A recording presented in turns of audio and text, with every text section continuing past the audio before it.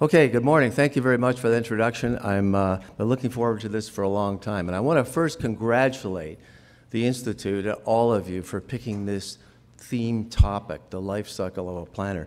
When I was first contacted to see if I'd be interested in a possible keynote speaker role, I thought, hell yes, what an amazing topic. This is fantastic. This is very personal and very relevant because we're all in various stages of our life cycle.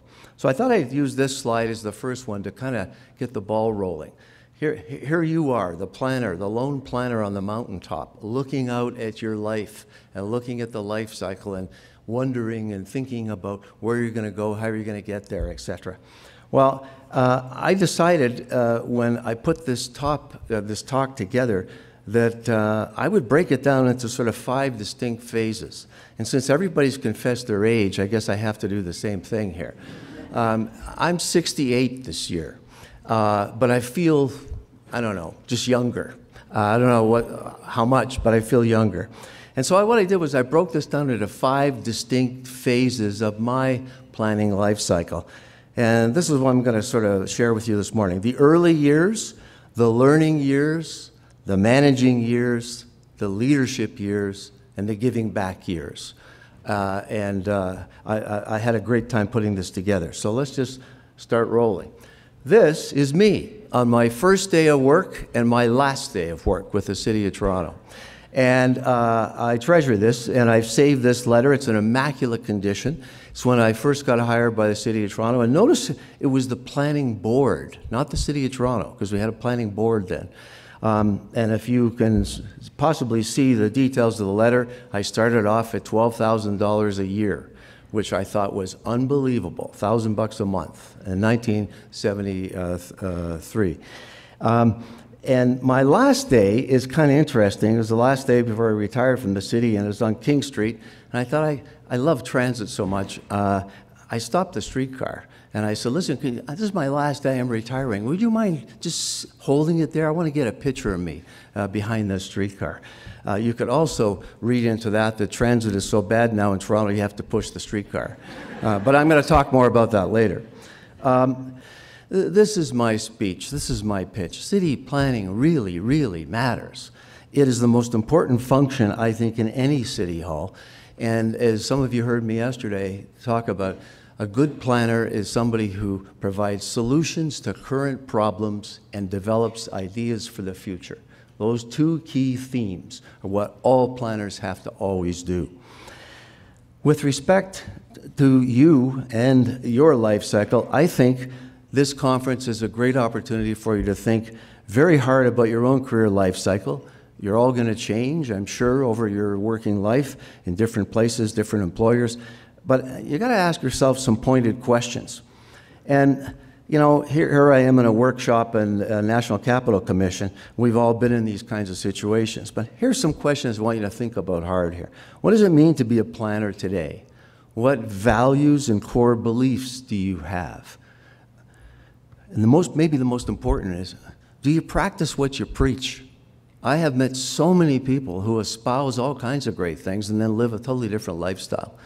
I don't think that's very honest.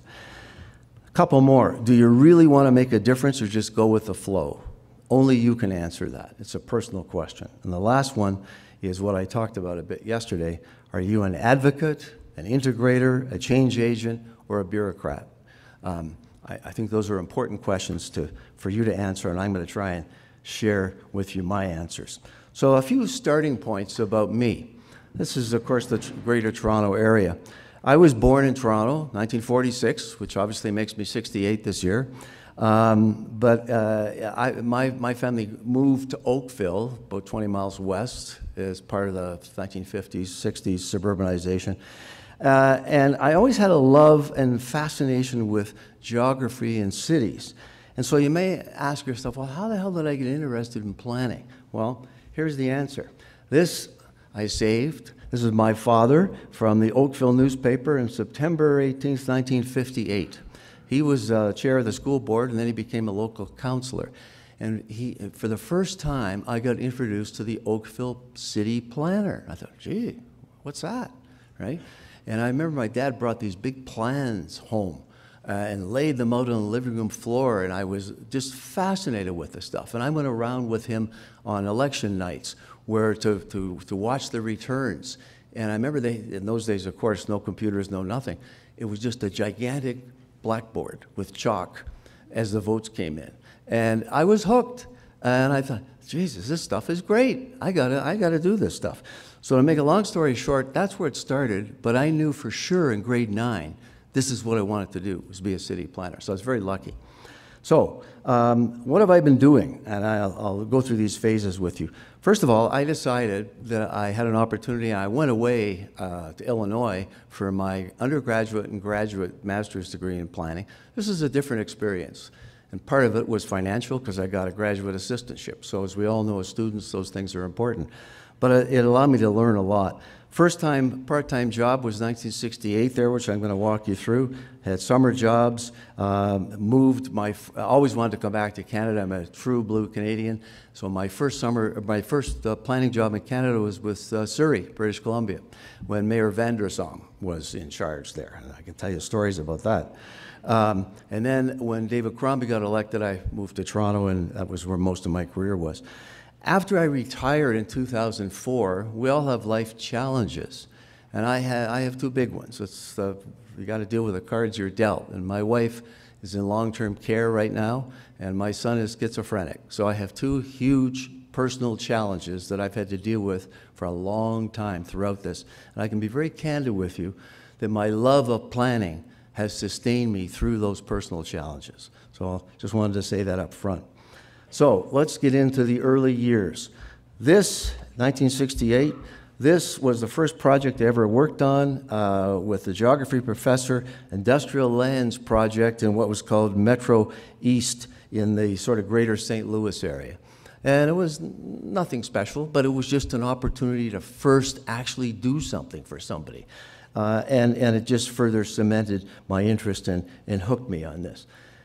During graduate school, I got an opportunity to work with my student visa in this little place called New Britain, Connecticut, which happened to be the home of Stanley Tools, if anybody's a carpenter or whatever. It was an old industrial city that was going through a transformation at the time. And what was really fascinating about that, as you can see the geography, it was basically within a 2-hour drive of New York and a 2-hour drive of Boston and Philly and Baltimore and Washington. So every weekend I was in my car driving the megalopolis to the East Coast. And I just was in planning heaven. And you know what really hit me in this little summer job? By the way, I got $150 a week. And I thought, fantastic. I probably blew half of it on gas every weekend, but that was okay.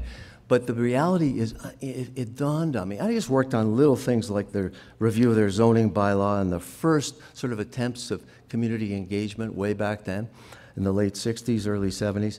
But I remember writing some stuff and I said, my God, they're actually paying me money to think and to do what I love. This is unbelievable, right? And I've never lost that enthusiasm. So I hope you can share that with me in your careers. Then what happened, I went to St. Louis for the last year of graduate school and opportunity to earn money and finish off my master's. And this gave me exposure to a lot of things, but mainly to the mistakes of major U.S. cities in terms of they were hell-bent on building expressway networks, ring roads around the downtown, expressways to everywhere, and massive public housing. High-rise projects. Many of you heard of the Pruitt-Igoe project that was demolished there after such a long period of disaster. And it really cemented in my head that when I come back to Canada, we can't have cities like that. We can't make those same mistakes. Then I went to Surrey, which I know there's some of you, I think, from Vancouver here, and you all know where it is, but it's now, you know, I think the fastest growing municipality in BC, and it's when I started there, it was 120,000 people, and I believe it's approaching 500 now, if I'm not mistaken. Obviously, a booming area, and maybe this is a good time to talk about Bill Van der Zalm. The first time I met him, he's kind of a kook, and the reality is that, you know, he was enthused about his city and about being mayor and about planning, which was a good thing. I remember I walked with him to see the first high-rise building ever built in Surrey. It was, I think, 10 stories. the King George Highway and sort of a Wally center area. And it was the start of a real interesting planning strategy that I believe is still there today with the sort of 5 sub-centers in Surrey. And there's problems there like there are in every municipality, but I learned a lot. And I was only there 2 years. And this is an important point I always say to my students. When you graduate, just get a job anywhere. Doesn't matter where. Don't get too precious about, oh, I can only work in Vancouver, or only in Toronto, or only in Calgary. Nonsense. Go anywhere, because you're not going to be there for the rest of your life, probably. You're going to be 2, 3 years, maybe 5, and then you'll grow and you'll learn and move on to other places. So that's important, and that's what I did. However, while I was there, I couldn't resist. I guess in my DNA, I was this sort of, I wouldn't call it troublemaker, but curious person. And my wife and I got involved in the third crossing debate of Burrard Inlet. Some of you may have heard of that, or those of you who are older remember that. You know, it was the first Narrows Bridge, the second Narrows, and there was going to be a third crossing. We thought that was crazy because, again, my St. Louis experience came in. That was supposed to hook into an expressway network, Georgia Viaduct, all that stuff. So I got involved in the citizen group, and we fought it big time. And the end result of that is I learned 2 important things. Started to be in the newspaper. The city manager of Surrey called me down to his office one day and said, "What the hell are you doing? You're working for Surrey. What is all this stuff about the North Shore and everything?" Well, I actually lived in North Vancouver, and I was personally interested in it. And back in those days, he basically said to me, "Cease or there will be consequences," which really kind of shocked me. I was just a citizen, right? And my job was over here, and this was my sort of personal activities. But I never forgot that, and it was a real interesting lesson that led me to say, I think I can make a more valuable contribution elsewhere. The second thing is this. We did win that, as you know, no third crossing, and that's the end result, is the C-Bus from the foot of Lonsdale Avenue over to downtown Vancouver. So I always, every time I ride that, I feel good about it, because it had something to do with it. Then I went to Toronto, of course, and I was attracted there. This was in the 1972 election of David Crombie as mayor in the Reform Council. And it was a magnet for me, and I, like a lot of you kind of want to make the contribution in your home city, and so that was an added incentive. So here's an election poster from the mayor after his first term. Important things that he's accomplished so far, where we want it to go. And basically, I'll just tell you why I was so attracted to this.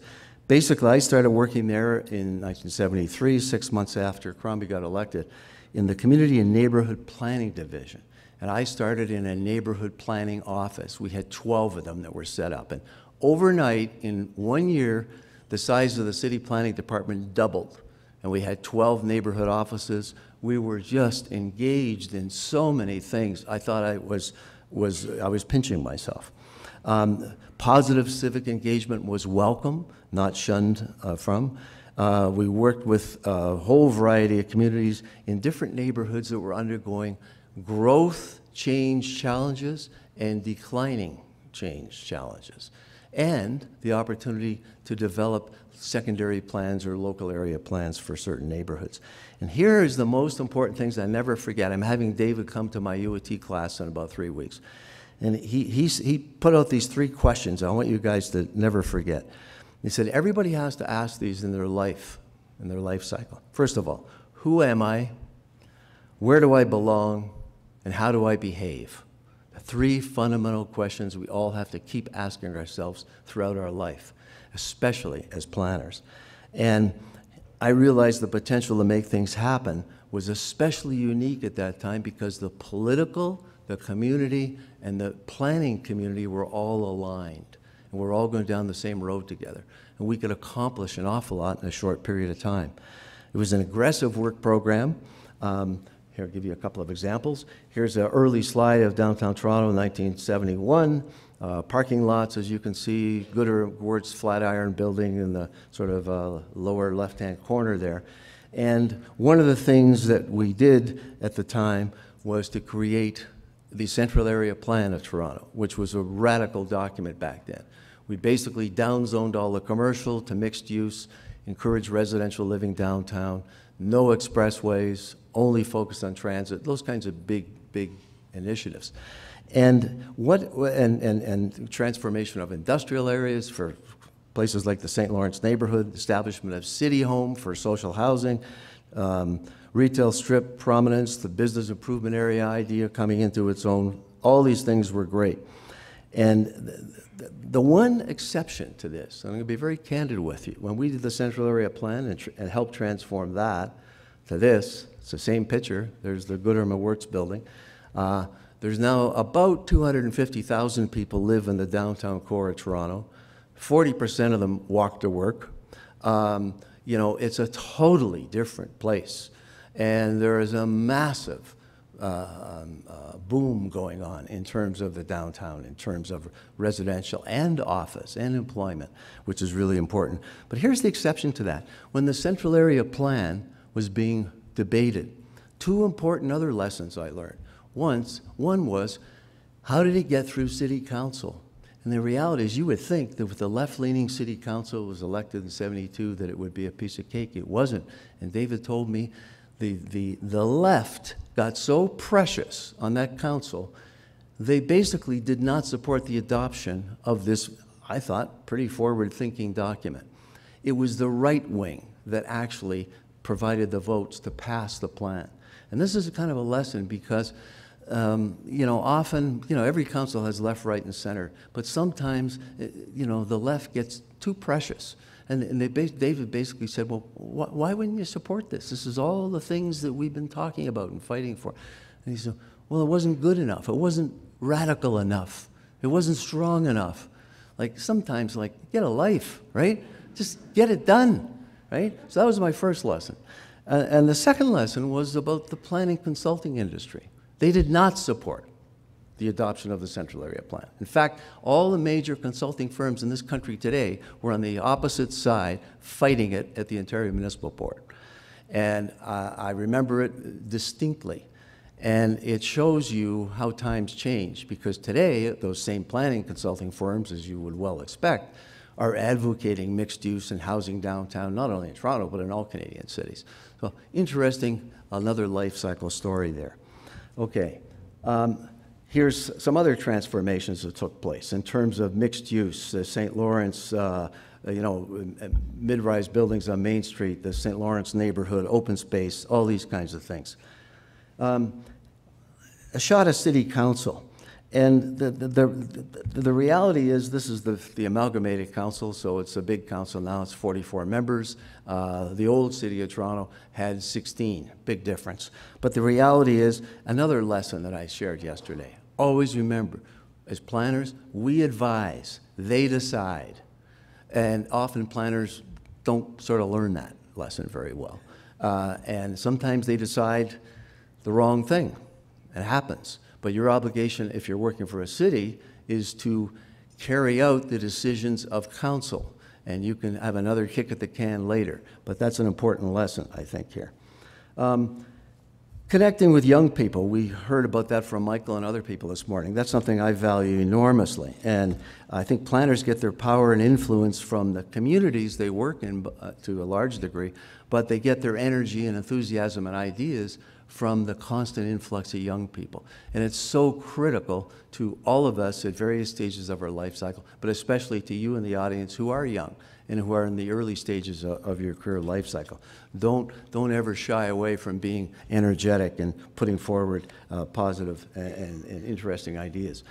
This is on Queen Street, a typical example of what I know in my city a lot of people really love. It's just the main streets, the shops, the walking the sidewalks, the cafes, all that stuff. And I've seen a lot of that here in Edmonton and Calgary on certain streets. But I think the fact is, for a lot of people living downtown, you know, the main streets are their sort of linear parks because they spend a lot of time out on the streets.